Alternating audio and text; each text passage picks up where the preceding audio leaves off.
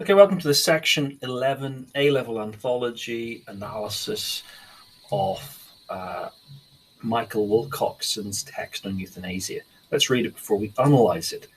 In quality of life, the key factor is whether the use of extraordinary medical means would usefully promote the quality of life. The notion is essentially utilitarian. For instance, in cases 4 and 6 above, a number of factors all need consideration.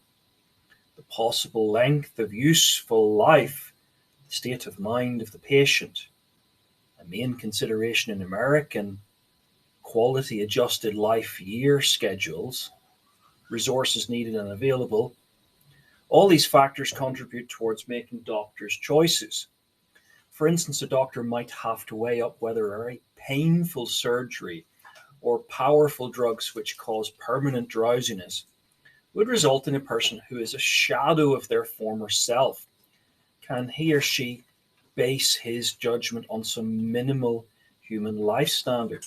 For instance, John Finnis' basic goods argument suggests a possible list of valuable life criteria, which include play, aesthetic experience, sociability, but inevitably, there's no agreement as to what these standards should be.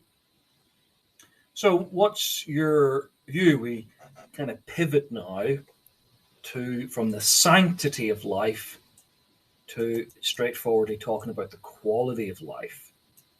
Is it the key factor?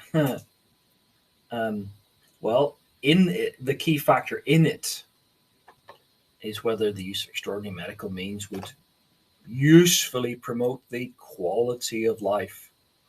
And the notion is essentially, here it is, utilitarian. Now, you know what utilitarianism is.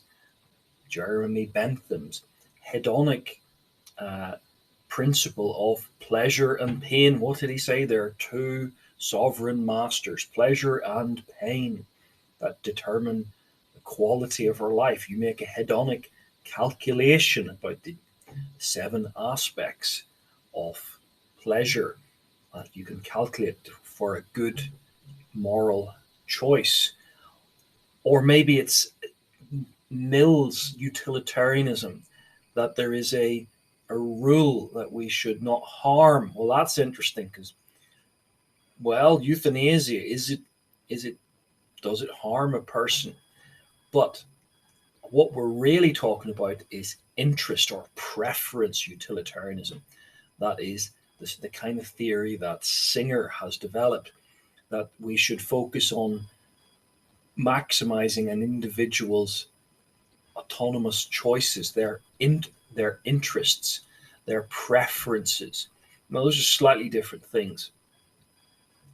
But essentially, you need to know about Singer's quality of life theory, that is based on his interest or preference utilitarianism. So, can quality of life be measured in a useful way?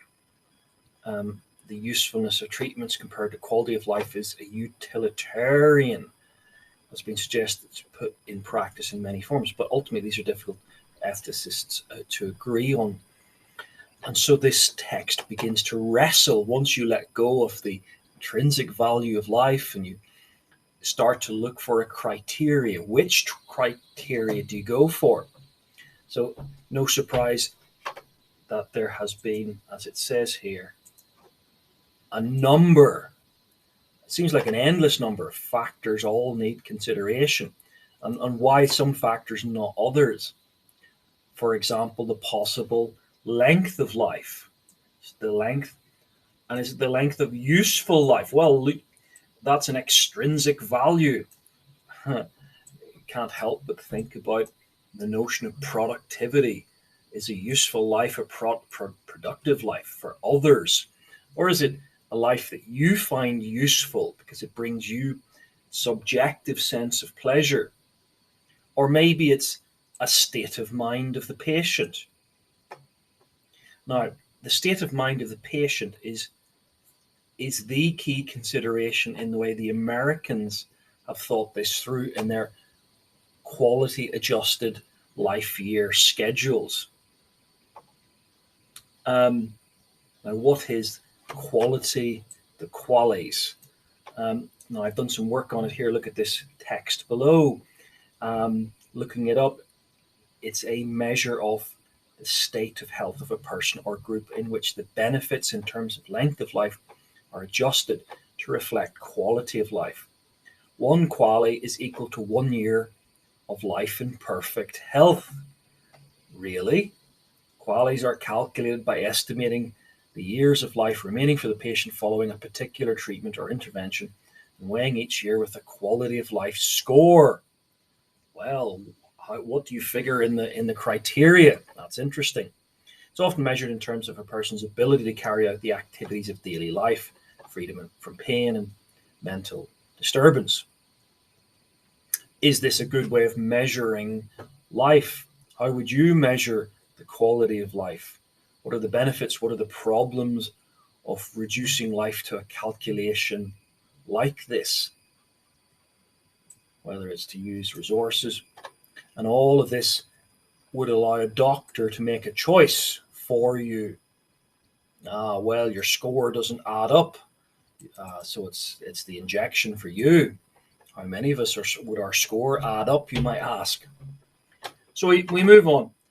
In the text, he then moves on to an interesting person to quote, John Finnis. Who is John Finnis, and what is his basic goods argument that has a list of life criteria that include play, aesthetic experience, sociability.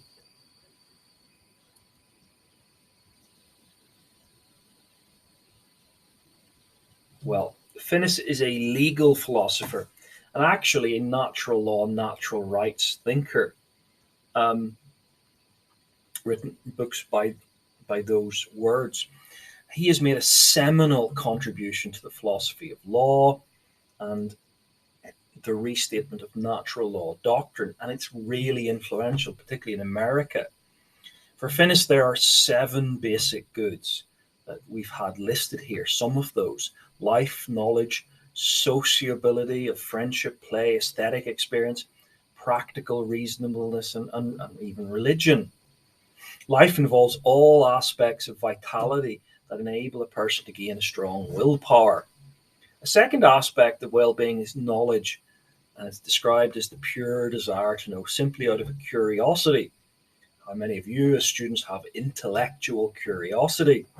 Well, if you have a quality of life, as well as concerning interest and desire for truth. A third aspect, play, is regarded as self-evident. There's no real point in performing such activities just for the hell of it, just for pure enjoyment. Aesthetic experience is the fourth aspect and is considered similarly to play. However, it doesn't essentially need an action to occur. The fifth is sociability, where it's realized through the creation of friendships. These relationships are fundamental goods.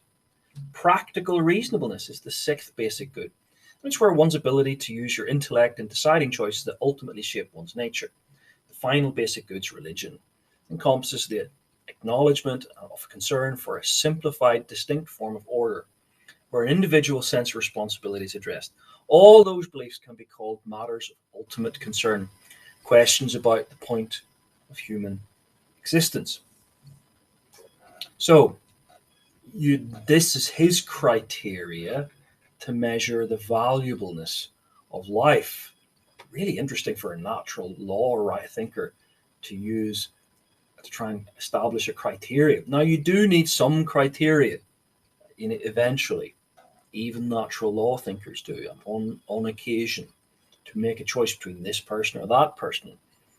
And this seems a pretty good list.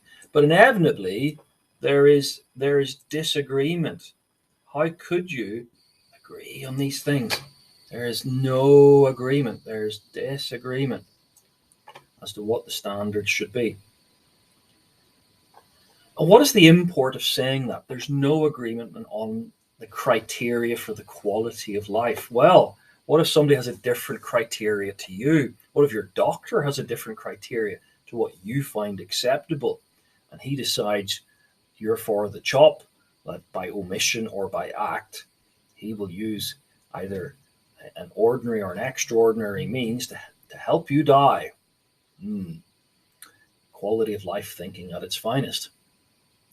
So, should one argue a person has the right to take their own life, or do we simply not possess the ability to physically stop it in many cases? Is the right to die a right we should give ordinary people? Would you want to see, instead of a bus stop, some kind of euthanasia kind of chute that we could all just pop into if we didn't feel good that day? Think how chaotic society might be. Or should we simply grant the right to self ownership over one's body? Is it simply a physical thing? Do we have no responsibilities to anybody? Certainly, that no transcendent responsibilities, because there's no life after death. All of these are embroiled in assumptions about metaphysical assumptions, ethical assumptions, and just sort of social assumptions about what about other people. So John Finnis's basic goods argument attempts to provide a list of what's valuable in life. We've seen these: aesthetic experience, social ability, and more. Yet it's also important to note that those sticking strictly to the sanctity of life arguments may regard such ideas as irrelevant to the core sacredness of human life itself. They would reject these. Even John Finnis would be rejected as a Catholic moral law thinker. So the question overall is whether to accept that allowing the end of life in some circumstances is a good proportionate form of medicine. And by allowing the end of life, we mean maybe even causing the end of life. While there are great difficulties in determining what would form a basis for a minimally good quality of life, there can often be a general consensus as to when life requires too much to save for too little. So this was section 11.